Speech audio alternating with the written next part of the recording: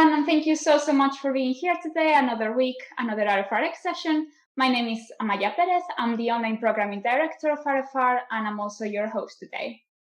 So the first thing I'm going to do is I'm going to pull up a poll. It's just a few questions to get us started on the topic, which is going to be being trans and ex-religious. So the poll questions are, the answers are yes, no, I don't know, not applicable, and the questions are: first question, did your religious group teach strict gender roles? Second question, did they have specific teachings about changing genders? Third question, do you think you have unexamined opinions about gender that may have come from religious upbringing or indoctrination? And the fourth question is, do you think you have a good handle on the struggles trans and gender non-conforming people face and how those are affected by religion? I wanted to give a shout out to the atheist community of Discord, who are obviously streaming this on their Discord platform. So thank you guys so much for doing that and giving us more people to watch these sessions with our amazing speakers. And now I'm just going to tell you, for those of you who are new, what it is that we do in RfRx. So RfRx is basically a series of online weekly sessions where we bring in different guests to discuss topics that have to do with religion or to overcoming religion or with overcoming religion. And if you have any sort of questions, any feedbacks, any guest ideas, any topic ideas that you want to see, all you have to do is send us an email to rfrx@recoveringfromreligion.org. And if you want to see any of our previous RfRx sessions, you can find them in our YouTube channel. And now, obviously, apart from RfRx, we are part of a wider organization called Recovering from Religion. And I just want to tell you a bit about that. So the best way is to explain what our mission statement is. So the mission statement of Recovering from Religion is that we offer hope, healing, and support to those who are struggling with issues of religion and non-belief. So the first way that we offer hope is via sharing and listening to personal stories. So it's this idea that if I can overcome something, so can you, and we can help each other in this journey of accepting ourselves and understanding how religion affects us and how we can overcome all of those issues. And in order to do that, we have a blog and a podcast. And yeah, that is it for hope. Then the way we offer healing is via our helpline. And you can contact our helpline in two different ways. One of the ways is via chat, and the other one is by calling them. So if you just go to our website, you will find the phone number there and also a bubble where you can chat with our agents. And this is basically a space where you can talk to our trained agents about any issues that you may have which are related to religion. This is a 24/7 support system. It's available online, and it's also safe and confidential. So if you do feel like you could just really use someone that listens to your struggles and is there for you, I highly recommend you contact one of our helpline agents. They are trained to listen to any problems that you may have. So yeah, please do contact them. And then another part of healing is also our resource page. So our resource page is basically like a website where we have collected a very, very large number of different resources. This includes articles, books, podcasts, videos, anything you can imagine and more. You will find it there. We have also classified our different resources with topics. So if you are, for example, an ex-Christian who is looking for specific resources to overcome, struggles with sexuality or the fear of hell, or indoctrination, just anything that you can imagine, you will find it there. So I highly encourage you to go to our resource page. And then the last bit of the mission statement is obviously support. And we offer support via two different ways. So the first way that we offer support is via our peer support groups. These are usually face-to-face, in-person meetings. Obviously, with COVID, that is not a possibility anymore. So we are doing online Zoom kind of meetings. But it's basically just a gathering of a group of people that is there for each other, and you can talk to each other about the struggles that you face. We have, I think, 42 groups around the world, and we are still looking for more. So if you're watching this and you want to perhaps become a volunteer, one of the roles that we have available is a support group leader, if that is something that is interesting to you. And if you want to join one of our support groups, then we have a link that you can follow. So yeah, if you feel like you could use that, again, please do follow the link and join one of our groups. And then the last bit of our of our support system, is our secular therapy project. So the secular therapy project, as its name says, is basically like a website in which we have collected like therapists that will offer you secular therapy. What does this mean? This means that you will be connecting to a licensed secular mental health provider. These are carefully screened for the following criteria. The first one is that they are appropriately licensed, so you won't get anyone that doesn't have the qualifications for it. Second criteria is that they maintain a secular practice, so you won't get proselytized. So, halfway through a therapy, you won't get you just need to read the Bible more kind of sentence, which I know a lot of people have gotten from their therapists and healthcare providers. And they also use exclusively evidence-based treatments. So you won't get any sort of magical sort of treatments of any kind. They are all evidence-based. Okay, so that is for the mission statement. And then I also wanted to let you guys know that there is also something called online community that we offer in RFR. And this is just like an online platform when you can chat with and meet people that share similar backgrounds as you. We have all sorts of different groups. We have an LGBTQ plus group. We have one for families, for Australians, for only females. We have all sorts of different groups. So if you want to talk to people that share the same background as you, I highly encourage you to join one of these online communities. And if you do want to join them, all you have to do is contact one of our helpline agents that I mentioned before. Again, you can do this either via calling them or sending them a chat. And now, before we jump to the actual RfRx, I want to have a mini advert of volunteering, because obviously recovering from religion is exclusively run by volunteers. And I know for myself, these last few months, it have really made my skills develop. It has made my life in quarantine a lot more entertaining than I thought it was going to be, a lot busier, but just a lot better in general. I feel like I've met so many people, I've developed my skills.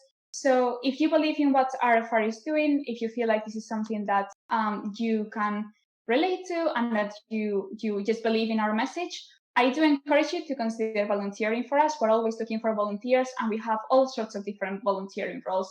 You could be a helpline agent, a support group leader, as I said before, an online community moderator. You could be so many different things. So if you are thinking about it, please do go to our volunteering page, which is linked in the chat. And if you're watching this on YouTube, every single link that we mentioned will be in the description chat, in the description box down below. And now let's go to the RfRx. So the meeting format is going to be the same as always. So we're going to have a discussion for 1 hour, and then we're going to have a Q&A for 20 minutes, where you can type the questions into the chat, and then we will collect them and we will discuss them. And then the last bit is going to be the Hangout, where we will stop recording and everyone will be able to just speak and share your thoughts and just have a conversation with each other, and hopefully the speakers, if you do have the time. But now, without further ado, I would like to introduce to our two amazing, wonderful, lovely speakers. So today we have Becca and Darrel Ray. Thank you so much for being here today. I'm so excited for this one. And thank you so much for taking the time. I know it takes a lot of behind the scenes work, but also obviously being here today. So thank you so much. Yeah, our pleasure. Thanks for having us. If you just want to introduce yourselves, explain a bit where you come from and why you're here, that'd be great. Okay, so I'm Sarah. I'm a trans woman, and I come from a small town in rural Illinois, and I'll tell more of this story in a little bit. But essentially, I moved down to Florida in my 20s, 30s. I don't know how old I was, and was finally able to sort of address the issues of my gender identity struggles and gender dysphoria. I am a director, co-founding director of the atheist community of Polk County here in Florida. I am a humanist celebrant. I recently joined the board of the Humanist Society. I am on the American Atheists State Legislative Action Team for this 2021 legislative session. I produce and host a podcast called Free Thought in Florida, which is part of the atheist community of Polk County that you can get on YouTube and Facebook Live and all of those things. And then I am a newly minted and trained RFR Support Group Leader. We haven't gotten started yet, but I'm all done with my training, and I'm excited to get that going. And just maybe the last piece of that is the place I live now is a very conservative, rural, sort of red-leaning area, and there just wasn't anything here, and that's really what led us to create the nonprofit and really get more involved, because there weren't any support options for secular folks here. Becca? Mhm. Hi, I'm Becca. I'm Sarah's wife. What, 10 years now? Something like that. Yeah. I grew up in South Florida. I'm a native Floridian, which is rare. I was raised as a Jehovah's Witness. I left in my early 20s and moved here to Central Florida. Co-founder and director of the Atheist community of Polk County. I am also assistant state director for American Atheists. And my life right now revolves around our 2 young children. So, school teacher, Right. all the Science things. teacher, ELA. Yeah. Yeah, the joys of quarantining whilst also having to take care of Yeah. children. I can't imagine, honestly. I salute you. Could never do it. It's insane. Yeah. So you mentioned that, well, Becca specifically, you mentioned that you grew up in a small town.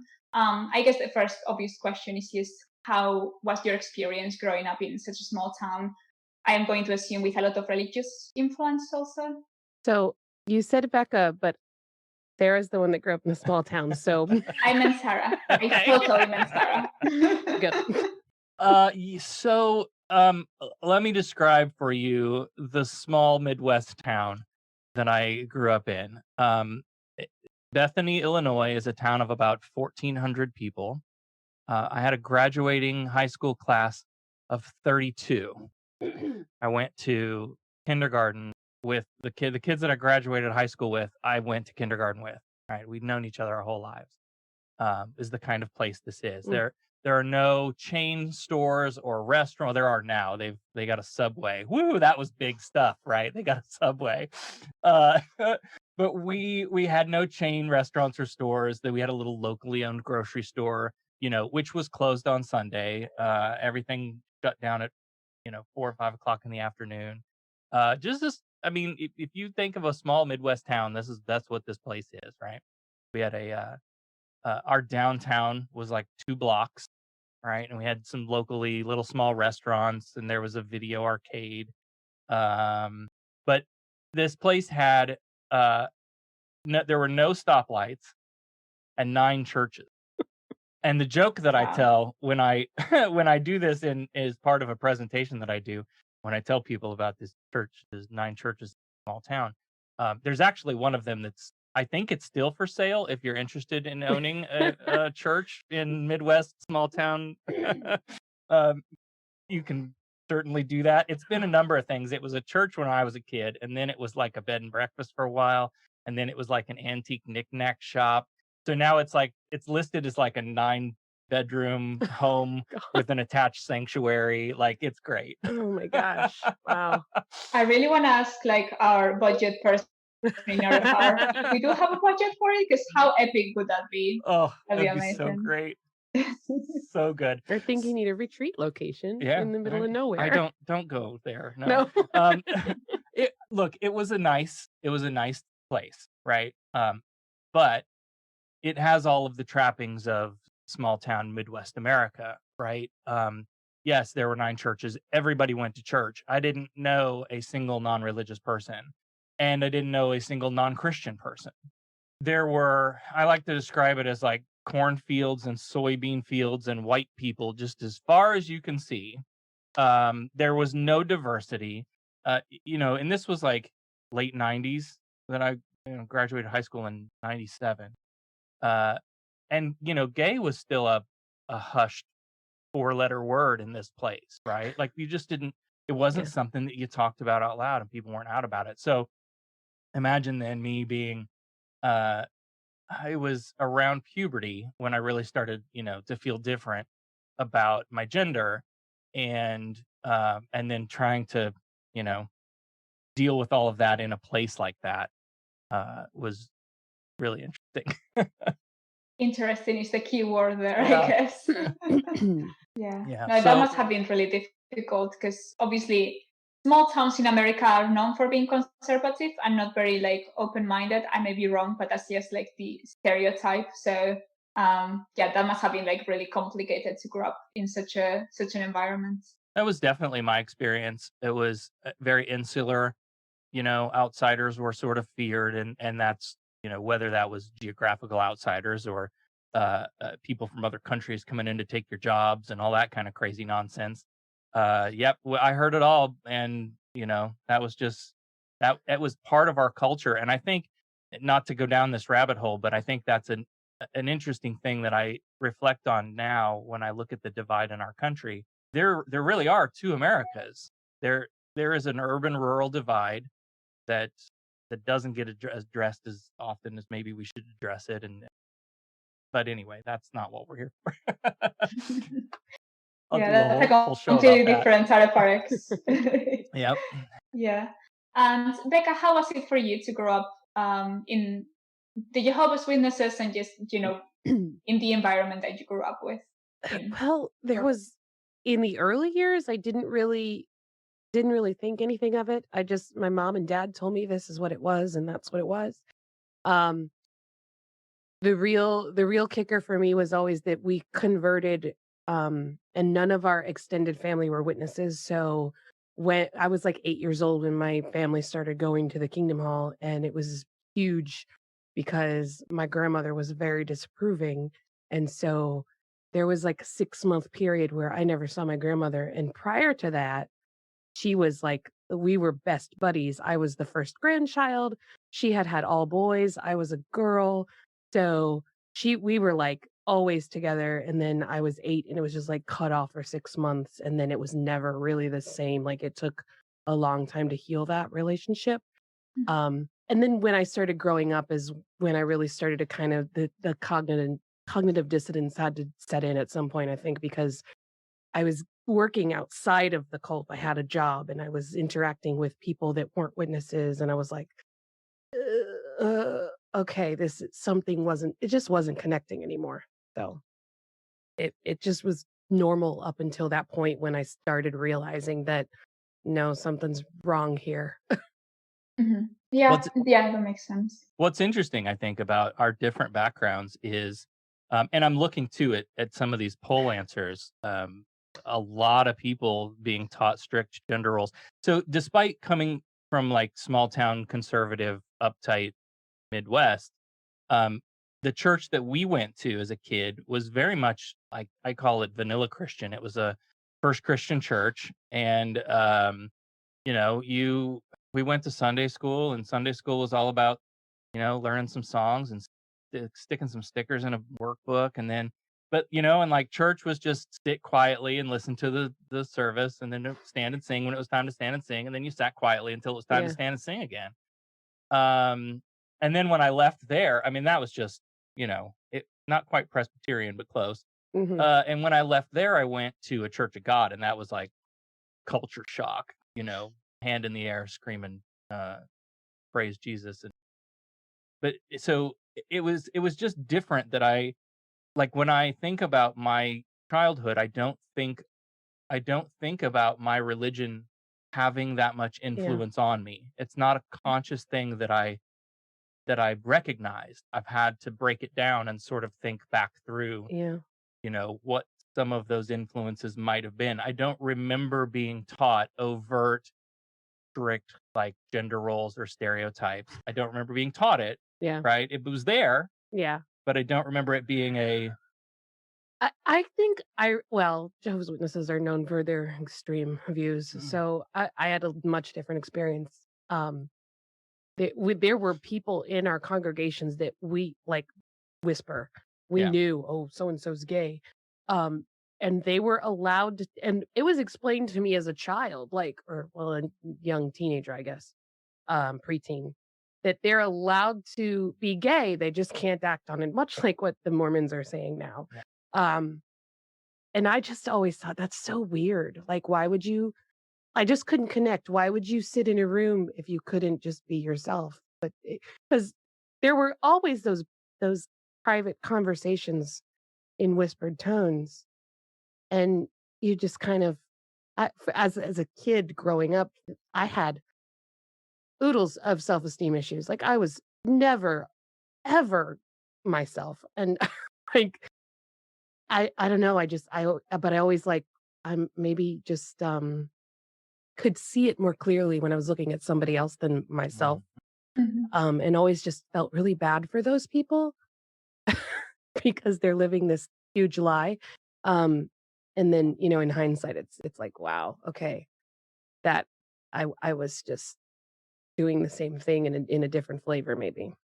Mhm. When I reflect back on, all of this, I really think of these lives of mine being in like separate and distinct buckets. Uh-huh. I lived them separately.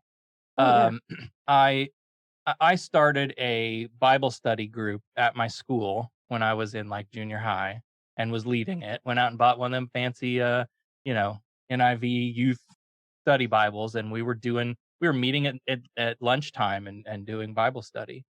I had written some sermons and was allowed to present them at my local church, a couple of them. And so there was this in one life on track to like, I thought I was called, I was going into the ministry.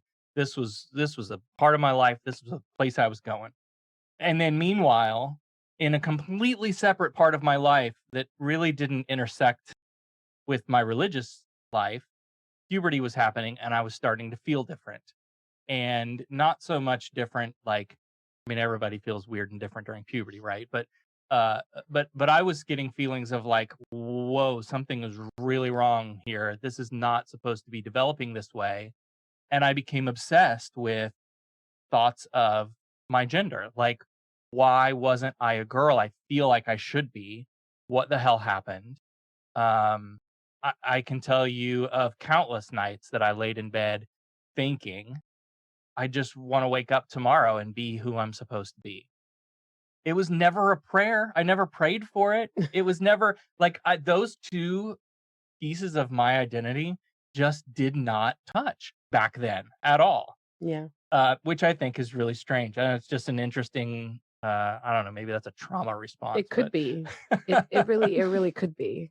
So uh, the way that all was handled, my parents took me to a therapist and again, I was, young teenager, took me to a therapist who very clearly, well, to me, very clearly did not have the expertise to handle a situation like this. I did what a lot of trans people do as they're sort of, first discovering and exploring. I would take clothes from my mom and sisters, and then I'd get caught. And my parents, my mom would just grill me, why are you doing this? And I didn't have the language for it, right? Remember, we're talking in the mid 90s when jokes on the Jerry Springer show, that's what trans people, we didn't have trans people. We had, cross dressers, and I didn't know my wife was a man kind of BS Yeah. on Jerry Springer. I wanted to ask you that, did you receive any sort of education at all about what it is to be trans, what it means? Because I feel like there is, okay, I can see you're No, saying no. no, back then, No. no. But I do remember it. So like, I'm a Zennial, right? So I grew up with the internet, right? I had the old dial. I grew up with, as the internet Right. evolved, I was growing up, and Mhm. so I was on the front lines of that generation that got into message boards and that early connectivity. And I can remember finding crossdressers.com, and I was probably 18 or 19 at that point. And I identified as a crossdresser for a long time just because we didn't have any other language for it. I knew that's what I did, and that sort of fit for a while. And then I found that online community of people who, holy crap, I'm not the only person that feels like this. Maybe I'm not a freak. Maybe I'm not a weirdo, right? Or at least maybe I'm not alone. And so that was huge for my being able to, address these things. But, so we tried to go to therapy and that didn't work. And then, and I can just remember the therapist asking over and over and over again, why do you do this? Why are you doing these things? Why are you taking this stuff?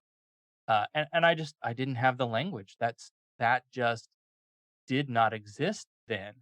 Um, and so no, I mean, when I was a teenager, I didn't have any of that language and didn't start learning any of it until I was, I moved out on my own, 19, 20 years old, Hmm. was, working in radio and living again separate lives, living this double life where I would come home and present as my female self, and no one knew, and I kept it all hidden, and there was a lot of shame attached to that, too. And I don't know how much of that is from like the reaction that my parents had when they discovered that I was exploring these things. But I picked up real quick that, like, hey, this is not being embraced. This is not being celebrated. This is probably a thing you shouldn't let anybody else in on. And so I hid it for a long, long, long time. Mhm. And how did you come to accept being trans as part of yourself, despite being in such a hostile environment Yeah. for your gender? So I was living in Decatur, Illinois, which is an industry town, and Caterpillar, ADM, Staley's, the Firestone tires that you heard about blowing up in the early 2000s. That was us. That was our plant. But it was a working town. A lot of blue collar factory. And so still wasn't really safe, right? So, but I was at least at that point able to order stuff online. That was a thing I could do now, right? eBay was big. Yay, internet. Yeah, I mean, the internet probably saved my life in a lot of respects, because I was terrified to go shopping. Um, that stuff you get into your head, and it's damn near impossible to get out. Like even now, I need to have a shopping buddy. Oh yeah, we have an Thanks, entourage. shopping buddy. Um, so anyway, I was working in radio. I had gotten married to my first wife, and she was aware that this was a thing. She was, what's the word? Not very supportive, but like Tolerant. she tolerated it. Yeah, that's it. And so it wasn't like it wasn't something that she embraced and supported. And eventually that didn't help. That contributed to the drift. But we moved to Florida together and drifted apart and separated and got divorced. And then all throughout that time, though, I feel like it's important to mention the cycle. Mhm. Talking about shopping, I had a chest that I stored all of my stuff in. All of my girl things were in this chest that I could literally box up, put up on a shelf, and forget about. And that I did that mentally too, right? That wasn't just a physical thing. And so I would go through these cycles of the guilt and the shame, and why am I doing this? There must be something wrong. This is not right. You shouldn't be like this. What's wrong with you? Stop it, right? Well, you don't just stop it. That's not a thing that that doesn't work. That's not a thing you can do. But boy, do we try over and over and over again. And so I would box all this stuff up and I would put it up on the shelf or throw it away. That was the worst part. Ugh. I've thrown away so much. It just makes me sick. Don't feel too bad about it. You can't fit into any of it anymore anyway. You're right. You're right. I didn't look good in any of it then either. And I would throw it all away and go be a man for a few months. And I would try my damnedest and put on the show. But then those feelings would come back, and I would have to address it again. And that cycle just went on and on and on, until finally we were married. I think I had gone through one of those put it away cycles for quite a while. Yeah. It was like after we had our son. Right. You went through this. All right, I'm done, and I got a kid now. I got to be the I dad. gotta be a dad. Yeah, that kind of thing. Yeah. I don't know that it lasted that long, but I remember because he was still a little baby. when it was just very obvious. Okay, we've got to address this. We've got to figure out what's going on. And it was a few years of just me trying to be like supportive. If it makes you feel good to paint your nails and put on a dress, do it. And I think, also for you finding other support outside of home, like she had friends that she would say, hey, let's go do a girl day and dress up and go shopping or to Right. lunch or whatever. And so that was all very important. And it was a piece that wasn't there before necessarily. This is the So, interesting part because we probably have different memories of how all these things went down because I have trauma brain that blocks out a lot of things. I have a really bad memory. But yeah, so coming down here to the Orlando bubble, yes, we live in Polk County is a conservative rural area. But I worked at I worked Disney at for Disney. 12 years, no, Yeah, almost 10 years. almost 10 years. Almost 10 years I worked at Disney. And that's where we met. We In met, Fantasyland. we worked together in Fantasyland. I wasn't sure if I was allowed to ask how you met because I already knew the answer and I love the answer. I think it's the most romantic thing ever. Yes, we worked attractions, ran the rides in Fantasyland. Oh, it was attractive. Well, anyway, the Disney bubble, the Orlando Blue Dot. It's a safe It's place. a much safer place. I mean, it's entertainment, and It's- yeah. entertainment is filled with queer people of all Right. kinds. Yeah. And so I got down here and started seeing other people like living their lives and not giving a damn what anybody else thinks. And I Yep. think that, again, not consciously, but I think there was something in that was like, hey, this is a safe place. This is Right. okay. Yeah. And then I started to talk to people about it, people that I Mhm. worked with that I figured out, were probably safe, Mhm. and was able to really discuss like, Yeah. this is who I am. This is the person you don't see at work. Right. And it's different because people here are not like, oh, well, you better not tell anybody about that or you'll be going around church on Sunday. Mhm. Like it was like, oh, cool. Let's go out to Yeah. the club this weekend or or whatever. I mean, everybody's just got their own thing going on, but everybody's so supportive of the community here is just really, really good. So that was, had I known I was coming for that, it's one of those things where when I was a religious person, I would have thought, oh, God led me here Oh. because I needed to be with my people, But, the fates aligned and I'm thankful because I often think about like, had I stayed back home Oh, and there are people I went to school with. This is one of those places where like multi-generation families mhm. run the same farm that great grandpappy Uh-huh. ran. Like it's, that's just people don't leave. So a lot of the people I went to school with are still there, and I often think to myself like, wow, I'm glad I've left. Yeah. And I don't go back. I go No. back for weddings and funerals, and even that's pushing it. Yeah. But anyway, so it came to a point where I decided, okay, this is not just something that I do. This is who I am, Mhm. and I need to do something about this. And so I went to therapy. There is sadly all the big LGBTQ therapists are in Orlando, which is an hour drive from where we are.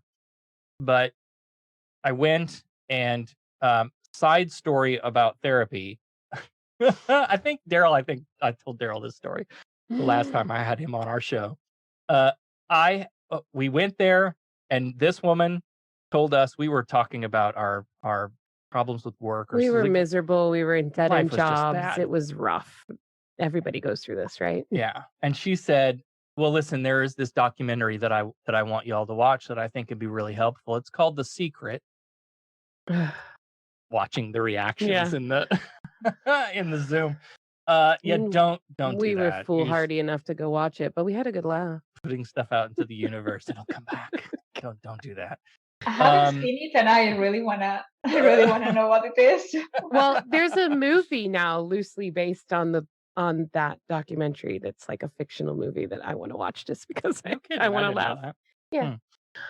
Yeah. Anyway. Yeah. So anyway, I went to therapy alone, and this, again, they specialize in LGBTQ mental health care, and so within the first appointment, a lot of trans people have to, we jump through a lot of hoops You have to prove yourself. to I Just mean, bullshit. God, it used to be in the old DSM, you had to live in the preferred gender for a year before they would even give you hormone replacement therapy and all of that. So we've come a little ways, but still, this place just dropped all those barriers and said, like, look, First we appointment.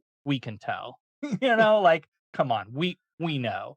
And so I went in and when we talked, and the appointment, I didn't know about the secret yet, but the appointment went well. And she said, yeah, you are like textbook gender dysphoria. When would you like to start transition? And I was like, 15 years ago? Can we do that? And I was like, yes, let's do this. Then I came home and I told Becca what a great appointment I had at therapy. Oh, you could see it. And I She was glowing. ready to do this. She was glowing. She was so happy. I And could she tell. was silent And- for about 24 hours. And it killed me. Like if that guttural, like, oh, this is really happening. Holy shit. Oh crap. Like, and I don't even know why, but I was like, I had to just take that time to process. Well, and you had like friends when you were Yeah, younger. no, this was nothing new to me. Like I had friends that were Jehovah's Witnesses, and we would like. I had this one friend, and I swear to this day that he's trans and he just doesn't know it. But dress up for Halloween, and okay, let me do your makeup. And I mean, this guy was like 6'7", so you go anywhere dressed as a woman, you're gonna stick out. But that was the only time he felt safe to do it. And so that's what we did 2 or 3 years in a row. So I was very familiar with this like urge to, but the transition really scared me because I was like, oh my gosh, this is hormones. This is possible surgeries. This is literally life-changing. And I just wasn't sure at that point how ready I was for that kind of change. Because I had lots of questions and lots of concerns, and there was just a lot of still unknown for me, I think. So we just kept going to therapy. Yeah. So how did you work through that? Was it just going to therapy? Yeah, like I had to. For me, I'm very like I have to see how all the pieces fit together, and I have to know what my role is and where my place is. And my biggest concern was, is she going to go through all of this and then not want to be with me anymore? When you have a kid, that's kind of like one of those things where it's just like, I can't do this on my own. And if it all falls apart, what's going to happen? And I think for me, once I had all those answers, I think the thing that really drove it home for me was at one point she said to me, listen, you and our child are my priority. So if you can't deal with this, if you can't handle it, then I won't do it. And I could see the change. Like she went from this super happy, glowing person to just dead. And I went, no, nope. Even if it falls apart, if she's whole and happy and living her authentic life, at least that's what's best for our child. So fortunately it's worked out. But we haven't told the story in a really long time. I know. Are you going to cry? Oh, don't cry.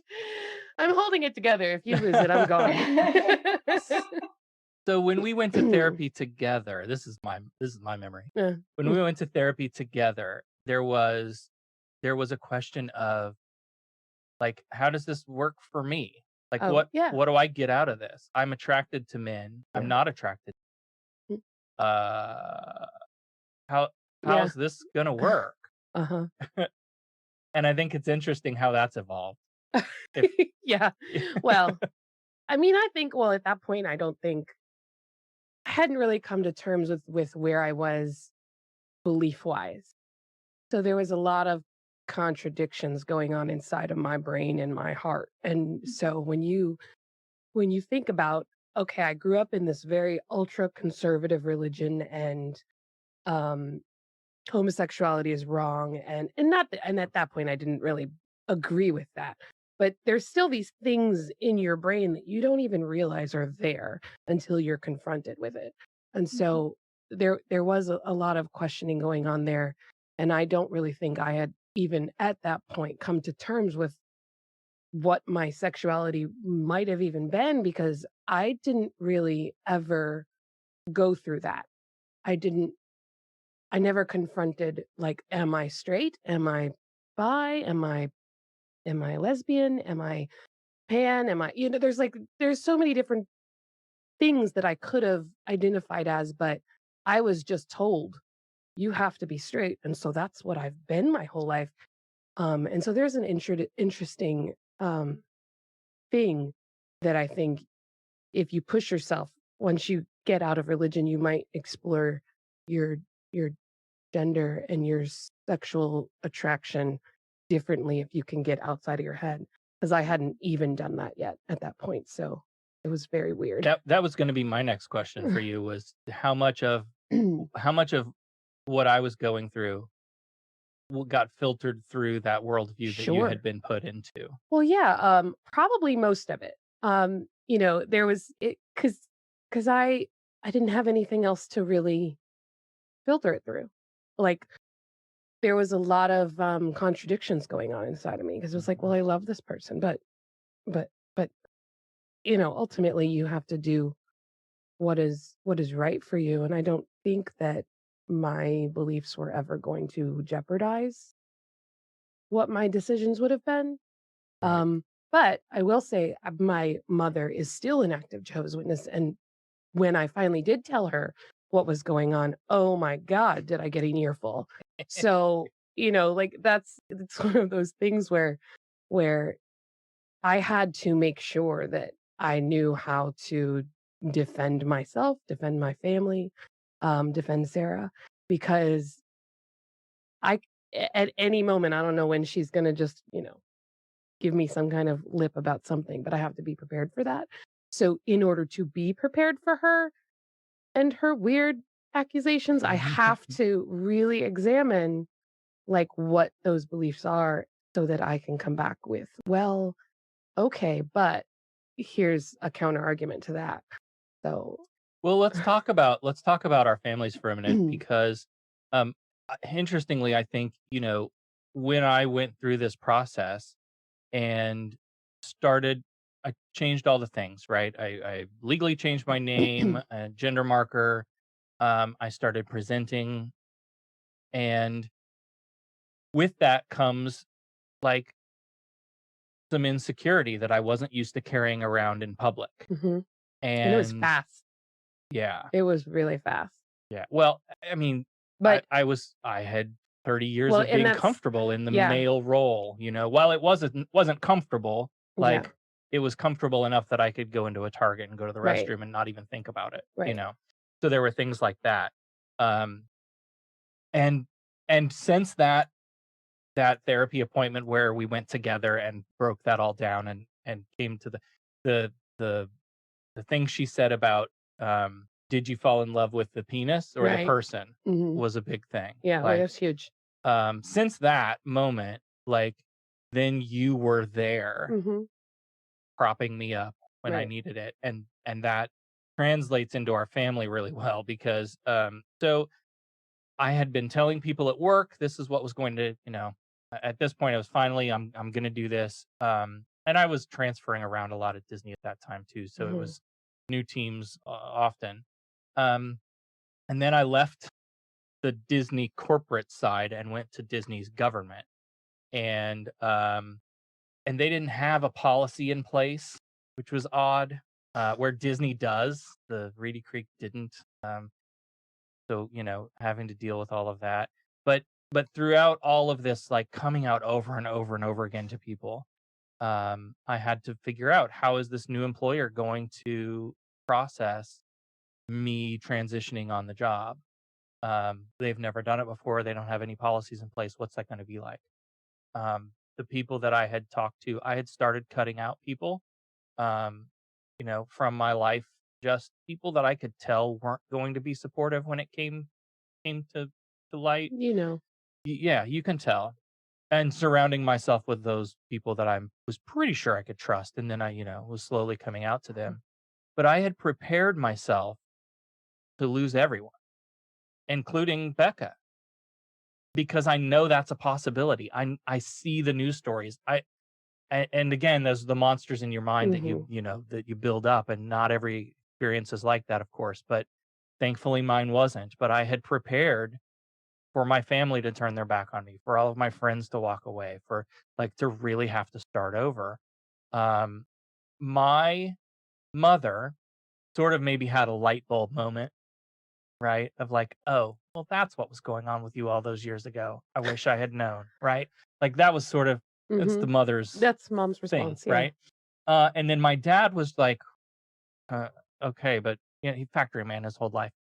Okay, but how are you going to hold a job? That was his, his focus. I have two sisters that are 11 and 12 years older than I am. And one of them, who is married to a pastor, said, that's just not something that we believe in. We're going to have to agree to disagree. And the other sister said, you'll always be my brother and I'll always love you, which was kind of a side-handed, but okay, right? Fun story, fast forward. Months later, the sister that's married to the preacher reached out to me and said, hey, so there's this kid at our church and they're moving and they're trans, and I don't know what to do for them. And I was like, oh, thank you for calling me. I'm so happy you called me. So she and I have gotten a whole lot more closer through all of this, which has been interesting too. But so my family was, largely supportive, I guess. Yeah. And have gotten more and more used to it over time too. It's taken time, I think, and the biggest part of that is that they live so far away. Her parents come down once a year, and the first couple of times it was really rough With the dead with the naming. dead naming Yeah. and the misgendering, and our son was on it. He was like, it's Sarah and it's she. Yeah. When he was what, 5 or 6? He was 5 or Yeah. 6. He was, it was he was great. Oh, Yeah. I love that child. Yeah. I mean, I love both of my children, but he was just amazing. He was my little hero. Yeah. And so it took some adjusting. My mom was probably the hardest one, and still will be. One of the caveats to me being on board with Sarah taking hormones was, okay, fine, but before you start hormones, I want another baby.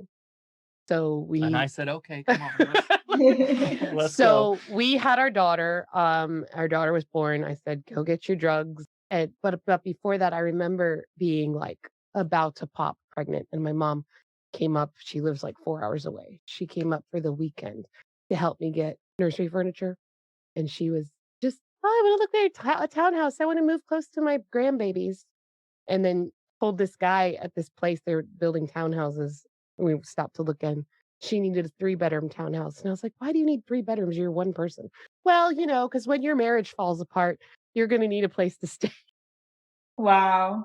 I'm literally pregnant, about to probably go into labor any minute now, and you're going to start this fight. And so it was a long, drawn out conversation. And clearly it was just her ignorance about how gender and sexuality work, because she's just severely undereducated.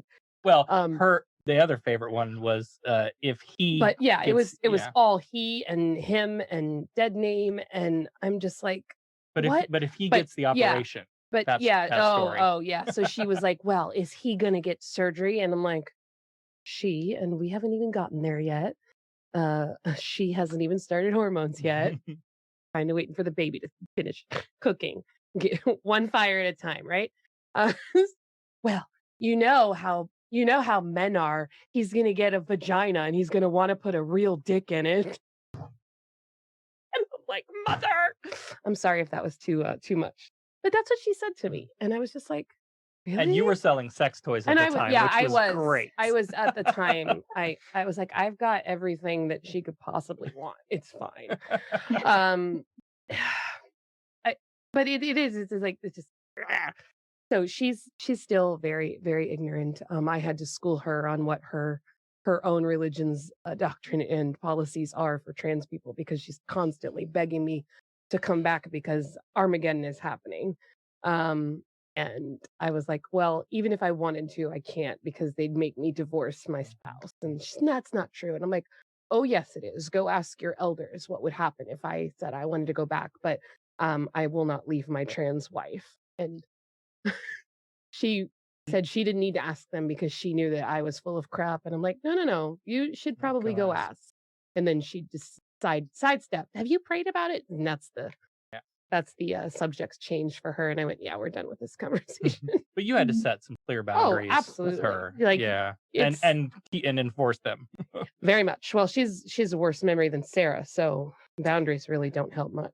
Well, and But maybe it's maybe the last part of that is our kids. We sort of mentioned our son and how he responded to it. So he was young enough that that he knows. it was a change. Yeah, he remembers. He had been calling me daddy. Yep. And for a time, I said, because we set him down. We've always talked to our kids like they're adults. We don't baby talk to them like this. We're going to tell you how it is, and you can handle it, and we're here for you. So we sat him down and explained, this is what's happening. This is a change. And for a time, it was, whatever you want to call me is fine. You want to call me daddy, you want to make up something else, whatever. Like it's fine to me, because at that moment it was more about him than it was about me. It was, he needed to take time to process it and figure out what this meant to his little life. But then after some time, then it started sort of affecting me in ways that, like, you're in the middle of Target and somebody's daddy, and there's no daddy. And so then we had to come back and have another conversation. But again, it was explaining to him, like, this is how it makes her feel. Yeah. And we never wanted him to feel like he was losing anything. Right. And so we had to give it to him in pieces that he could understand as he could understand it. And he's really, really smart. And so it was very easy for him to just transition into, okay, well, what do I call you? And we left it up to him, and he picked that. So, it was always very easy, I think. And that's just because kids are way smarter and more understanding than anybody gives them credit for. Much more able to change. Yeah, they are more flexible at the end of the day, so that makes perfect sense. I just wanted to ask you, and it's kind of a two-part question. So if there's anyone watching who is either trans or just a general, not a general, like a member of the LGBTQ plus community, not necessarily just trans, do you have any tips in terms of coming out to their families? Because that can be really traumatic. So, and when I say coming out to their families, I mean both in like families that you expect to not go so well, for example, having a Jehovah's Witnesses mom, but also having a child. Do you have any tips on how to make that transition easier? First and foremost, make sure that you're safe. You don't ever want to put yourself in a position where you've compromised your safety, because even you just never really know. And it's unfortunate, but that would be that's the very first step, is always make sure that you're safe, or that you have a safe place to go or be, in the event that things are not good. Yeah, there's so many different variables to consider there. Like I think a lot of the advice we give people about coming out as non-religious applies to coming out as a different gender identity or sexual orientation. If you're a minor and you rely on your parents for your livelihood, maybe hold off on it if you can, until you're out on your own, and that kind of stuff. Try to surround yourself with people who are supportive, and every situation is different. Every person that you're coming out to is, potentially different. But yeah, like, again, for myself, I had prepared to lose it all, just in case. And I'm glad that I didn't. but had that been the result, I had done a lot of things mentally to be ready for that in the event that it did happen. And I was an adult living Yeah. on my own, not relying on. Yeah, it really is. It does come down to just making sure that you're doing what's best for yourself, and even if what's best for yourself is coming out, um, that doesn't necessarily that's not the end all be all if you can't survive the situation you're in, if the people that are taking care of you are not supportive, or the people that are living with you are not supportive, or whatever it is. If you're sustaining yourself, then you're in a better situation. So maybe if it's not safe yet, that's your next goal, is to just work towards sustaining yourself. I think about with our kids, a lot of it was about, getting buy-in. Hmm. I don't need you to accept this, but I want you to. Right. And so, it's about transparency and honesty and Hmm. trust. And, you know, with our son, it was giving him a lot of time and space to, figure it out on his own. Not that he really needed much, No, he didn't. but Which is really amazing that obviously your son was so open to it and so accepting. I can only imagine that in other families that is maybe not the case, and that it can cause more struggles. And when you said that you are really prepared to lose everyone in your life, I feel like you say it almost very casually, but it really does have such a deep meaning and such a Hmm. a harsh reality of what it is like to be trans in this day and age. And 20 years ago, or how many years ago it was, but yeah. I When you can't imagine how difficult that was. when you think about like all of the there's a good word that I'm not coming up with. All of the things that you have that you the hoops that you have to jump through, the roadblocks that have been put up in place. We think about things like being able to access therapy, Hmm. a quality therapy, um, being able to change the gender marker and name on your driver's license, social security, and your passport. And in a lot of those things, it's a patchwork of laws across the country. And so where you live makes a difference. And so like for me, in order to change the gender marker on my birth certificate in Illinois, they require that you have surgery first, which is dumb. But in Florida, they don't. Well, Florida doesn't manage my vital records, despite the fact that I'm a resident here now. Hmm. I have to go back to my state of birth to get my vital records updated and deal with their laws. And I'm not a constituent there anymore. So I can't do anything to change their stupid rules Yep. because I don't live there anymore. Like, So when you stupid. think about all of these dumb little things that just those they and they I call them dumb little things, but they're not. And you pile them all up Right. on top of dealing with all of the stress and what's my family going to say, and are my friends going to, all of that And I stuff. just want to go on a Disney cruise, so we just need Right? her freaking passport updated. Yes. Ah, yeah. Yeah. Well, that's I don't know, it's so heartbreaking to hear, because obviously it's not just your own struggles and your own psychological, like it's just the world against you. Like what you say just sounds like a bureaucratic nightmare, like Mhm. even Yeah. more so than your average bureaucratic nightmare, which is already Mhm. really Well, horrible. But and I think the bow that ties all of this together really is that so much of this opposition to gender nonconforming people comes from the religious community. mhm. You Mhm. know, North Carolina House Bill 2 is when that really was like a flashpoint for me, where I had stopped caring about religion. I was apathetic to it all. It Mhm. didn't matter to me. It didn't affect my life. We And never even had that no, conversation. we didn't. Like we never spoke about it ever until that. And then I transitioned, Yep. And and it was like boom, they boom. It was like passed. bombs going off everywhere, and I'm like, "Holy Yep, shit, this is bad." they passed that bill that would require me in the state of North Carolina to use the Yeah. men's room regardless of what I look like because of what's on my birth certificate.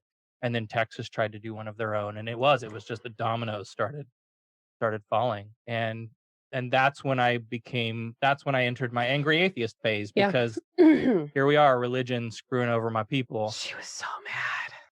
I got to do something. Yeah. Yeah. It was bad. It was. And how does religion affect your lives like nowadays? Because Mm. I'm assuming you are not in the angry atheist space anymore. No, I want to don't- say I didn't stay with that too No. long. It but- was like 2 episodes of her podcast.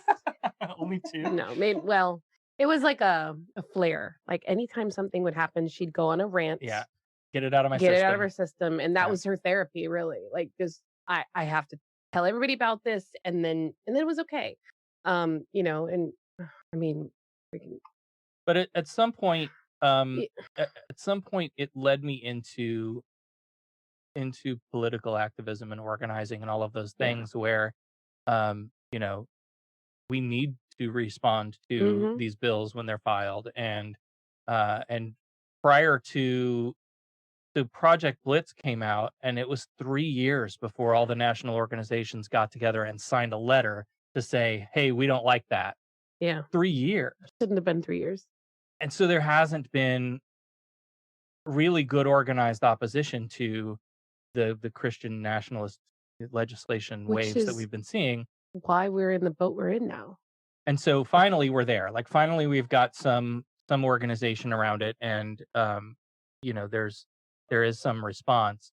But also it moved me at some point. I moved into, maybe this was organizing, creating our local nonprofit, moved me beyond the angry atheist phase into humanism, right? I became one of those people that's like, what good is atheism without, like, on its own, for its own sake? What good is atheism? I don't believe in God. Next, moving on. Who cares? What do we do with that? And what we do with that is humanism. And that's, you know, again, we're advocating for minority rights, and all of the actual religious freedom when it's used properly. And so a lot of that activism is tied to humanism. And then, you know, we started doing like homeless outreach and food insecurity programs, and like really engaging at home and making a difference in people's lives. And that's been a therapy for me too, I think. Yeah. That is really, really nice. Thank you. Thank you so much for sharing that. We're kind of running out of time. So thank you so much to both of you. It was such a lovely presentation, interview, conversation. I learned so much. I do have like a couple of friends who are trans, but none of them have transitions, and all of them are either my age or younger, so they don't have the perspective of someone that, you know, already has children. So that was really, really valuable. So thank you so much for sharing that. And I'm also sure that this is really, really encouraging to anyone who's listening who is trans or part of the LGBTQ plus community. So thank you so much. That was really nice. So without further ado, we're going to go to the Q&A. So the first question that we got submitted is, what is the difference between suppressed persons who stay in their oppressive town and those who leave? Is there a difference that some people have, like a trait that leavers are born with, or are they just motivated by outside stimuli, in your opinion? Yeah, I don't know. I think it depends on your circumstance. I mean, I was oppressed where I was, so I left the situation I was in. I don't know that it has anything to do with. I know there may be an underlying biological, neurological thing, but I mean, you do have people that are more assertive, like, you know, you have your go-getters and you have your people who like to just wait around until they get something handed to them. But I don't know. I think when you're in a situation where you have to leave, it's fight or flight. That's what happened with me. That's why I left home. And I think Sarah just wanted to go work at Disney World. sorry, I was looking for a book. I have a book called Predisposed, and it talks okay. about it talks about, like, from an evolutionary biological stance of, you know, it's more about like your political leanings, that we are predisposed to be either, you know, liberal or conservative in some ways. And I think there's a lot of, I'm sure that plays into a lot of, you know, whether I'm going to stay in my, you know, my safe, small conservative, you know, bubble, or whether Yeah. I'm going to get out and go see the world. And a lot of times once you go out and see the world, like, there's an instinctual response. It's either, oh shit, I need to go back where it's safe, or, ooh, I love it out here. Right. And I'm sure I'm sure there's an evolutionary trait that carries. Not an evolutionary biologist. No, me neither. Sorry. That's okay. Yeah, no, that answer works perfect. Thank you. A more practical question is, what advice should we ask our politicians? Obviously, in regards to trans policies and LGBTQ plus policies. So a lot of the advocating that I've been doing lately, again, we just had the 2021 session come out. You may have seen there was a bill filed federally this week that would require genital inspections for students playing sports at school, which is just nutty. That's a nice way to put it, but okay. Yeah, well, so there's a lot of it is just changing people's hearts and minds, but also that these old misconceptions that people have about what is a trans person, right? Yeah. A lot of people still have never met a trans person. It's their worldview. You have to change their worldview. Mm-hmm. A lot of people, when they're unaffected by it, they just don't understand it. If they've never seen it, they don't know what it is. And so it's easy for them to out of sight, out of mind, and not care or understand how any of these things affect that particular community. Mm-hmm. There are several bills in Florida that are going back into existing laws to add protections for gender identity and sexual orientation. And for me, that's really the thing. It's a rights issue, right? So there's two ways to interpret the Civil Rights Act of 1964, and one is the textualist. These are the words that they wrote down, and that's what they meant. Period. Full stop. They didn't write gay people, and they didn't write trans people, so you don't get those rights. And then there's a view of it on the intent of the law, right? Which is to protect people who belong to a minority class from discrimination on the fact that they belong to that minority class, right? And so if our lawmakers are saying the former, then we need to go in and add gender identity and sexual orientation, I guess, because you can't be humans about this. So we'll go change it. We'll put it in the law. We'll spell it out. That's what we need to do. And I think that's what we have to do, because we're seeing so much opposition to adding it, to protecting it. Or we'll protect it, but there is a religious exemption card that you can use so that your church doesn't have to follow that law, which is nuts too. But yeah, a lot of it is just updating language and making things more accessible for people. There's a really on a language thing. This doesn't specifically tie into the GSRM community, but we have a bill that was filed here that I'm watching that it would provide menstrual products in all of our public schools, which is stupid that we don't have that already. I was shocked to find out that we're asking kids to buy their own stuff. That seems like low-hanging fruit, no-brainer. Let's take care of these kids, right? Well, the law that they introduced is feminine hygiene products, and all the language is feminine hygiene products and girls' bathroom, and that leaves out the trans men who were born with the anatomy that's going to need those products, but they don't identify as either feminine, and they hopefully in safe schools they're not going into girls' restrooms. So I wrote the co-sponsors of that bill and said, hey, I love this. This is great. I'll get everybody I know behind this, but also let's change this language to say personal hygiene products, or just hygiene products, or menstrual products, or there's a million different ways you can say that without gendering it. And then also you need to change the language of in the girls' restrooms to say single occupancy, non-gender restrooms, has to be included in that. Maybe Mm-hmm. the nurse's office. Like there are some other things that we You should be have doing in to make it addition to that. available. Yeah. So it's thinking about, and I think every group has gone through this whether it's, disability rights or whatever it is, that if you don't live that experience, you're not thinking about those things. And Right. so it's just bringing that awareness to, hey, this is the lived experience of people that you're not taking into consideration. Mm-hmm. Mhm. Yeah, there's so much progress to be done in terms of policy, and I guess obviously including the language sort of worlds, but also just like practical things, like you said, just like providing menstrual or like hygiene products and things like that, which are really not like considered at all. Like a family member of mine, I'm not gonna say who, but was against charities that help provide like free hygiene products, Really? like to, and I was like, why would you be Why? against that? And they said that it's because there's more important things in the world to Ah.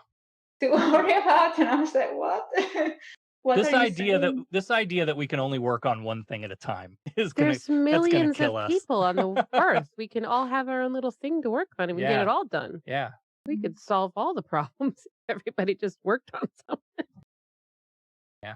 Yeah. Anyway, Ah. yeah. So another question we have is, could you get a bit more into the details of how you explored these new gender and attraction paradigms? And the question follows up with a bit of of a reflection of this person that says, "I've always heard that book smarts don't translate to real world so easily. Speaking about most things, I believe. I'm kind of curious if there are groups of people who help others explore these different perspectives, or alternatively, is a person supposed to just know their preferences via self-reflection alone?" So for my gender exploration, um, I'm trying to think of like all the different ways this manifested, but um, a lot of it was in appearance at first. It was a gender presentation more than anything, and the identity part of it really didn't, like, I didn't think about how to. I don't know. It's you just are, right. It's not a thing that you think about. And so in the presentation piece of it, there was a lot of just mimicry, like, um, I was mimicking what I had seen that I thought was normal or attractive. For my sexuality, I have always been attracted to female identifying people. Through transition, though, it's funny because we had that conversation about like, hey, how's this going to work for me? I have found whether this is a hormonal change or what, I don't know, but that I've become more attracted to the person than the parts. And, not that Yeah. I can look at, and maybe it's a safety thing too. I don't know, because I didn't ever think about male identified people in a Talk about way like that. talk about when you look at your old pictures, Oh man, that guy was hot. right? Okay. I hated. But when she was in that Yes, body, she I hated it. hated the way she looked. You're right. And I'm sitting here going, babe, no, you're good. I did. I did. But I now she hated it. thinks that he was hot. Yeah. Yeah. When 6 years ago me pops up in my Facebook memories. Whew, uh, yeah, it's crazy It's though. so weird. Yeah. It is. It's funny. Anyway, as far as like groups, there in the trans community there are. I'm not a group person. I'm not much of a. Mm. For somebody who's leading groups, this is gonna sound strange, but like I don't like people. I'm not a group person. I don't like to, but and maybe it's just that I didn't feel like I never fit in. I never fit in anywhere. I have a perspective on this. Okay, I can't wait. But I never felt like I fit in anywhere, whether that was like in school with my peer group, in my gender role. Mhm. I have never, and so now there's like, so there's a thing that a lot of trans people go through when they first transition, what we kind of call the second puberty, right? Like you're free to be yourself, and you just go, you go crazy. And so that's why you'll see a lot of people who, are maybe not dressing appropriate for their age, right? To you. But it's because they're like teenagers again, and they're Yeah. finally getting to, go crazy with the makeup and Mhm. dress and just explore and Yep. be themselves.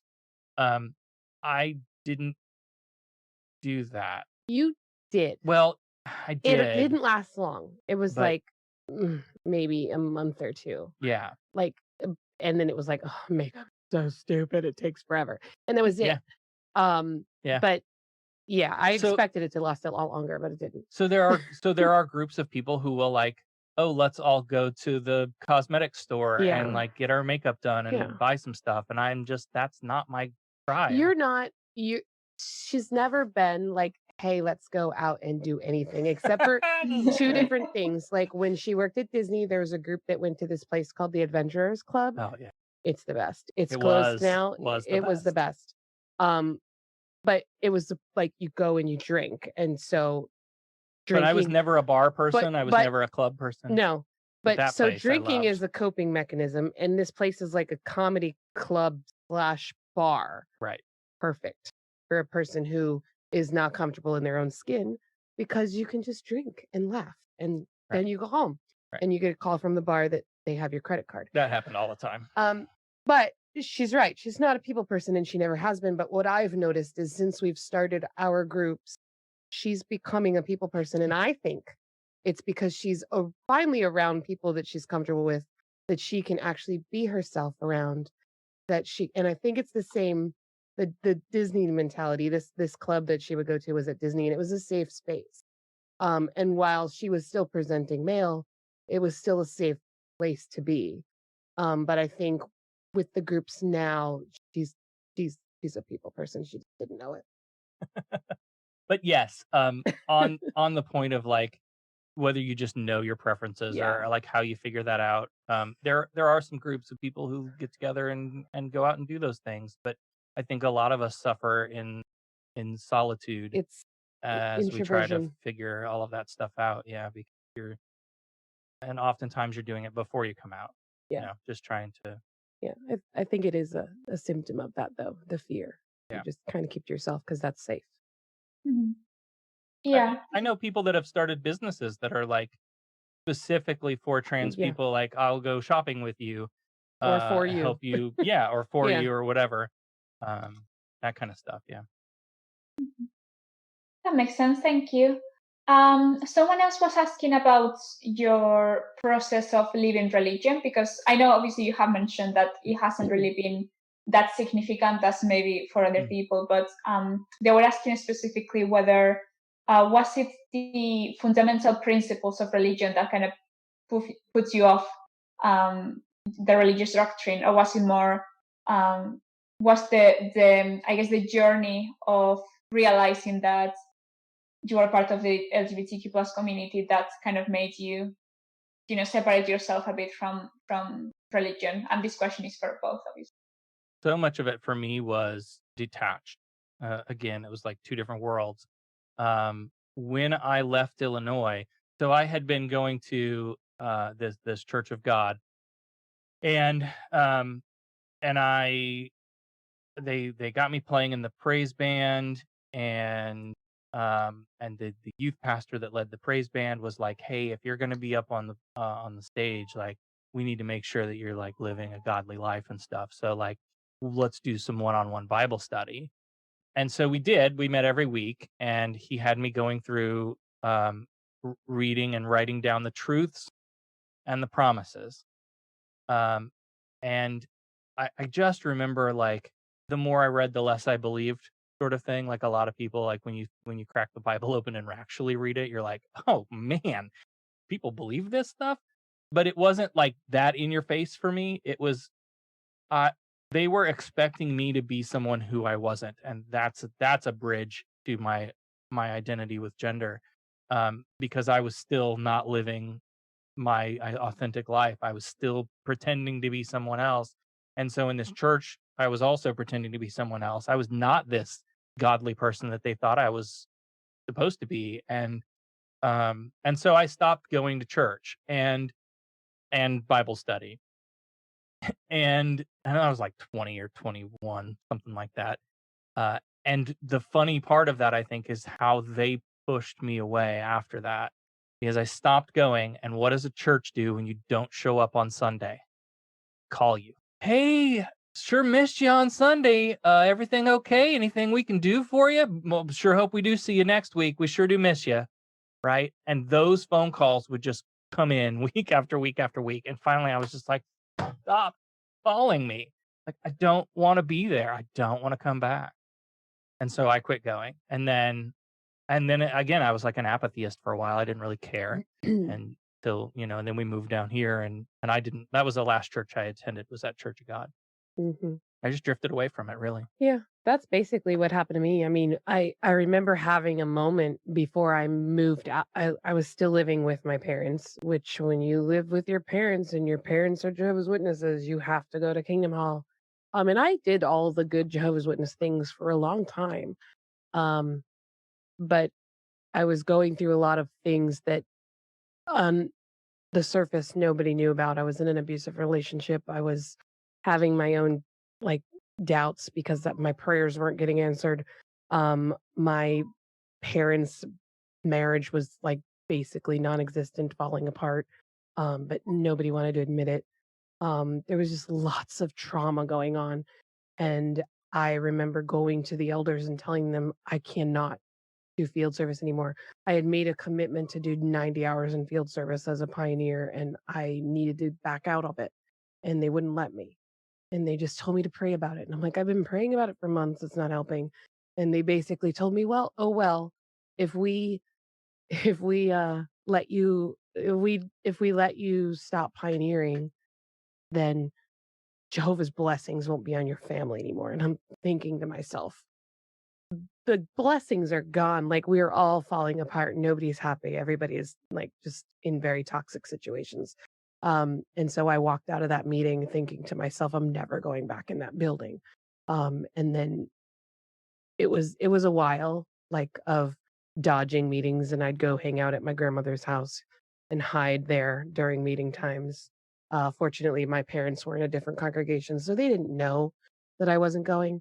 But it kind of just was one of those things where I just said, I'm just not going to go back. And I drifted away and I moved away and didn't really confront it again until around the time Sarah came out, because that was when I had to really dive deep so that I was prepared to have those difficult discussions with my mother. Thank you for sharing that. That's really, again, heartbreaking. Really, it must have been really, really difficult, and I am so sorry that you had to deal with that.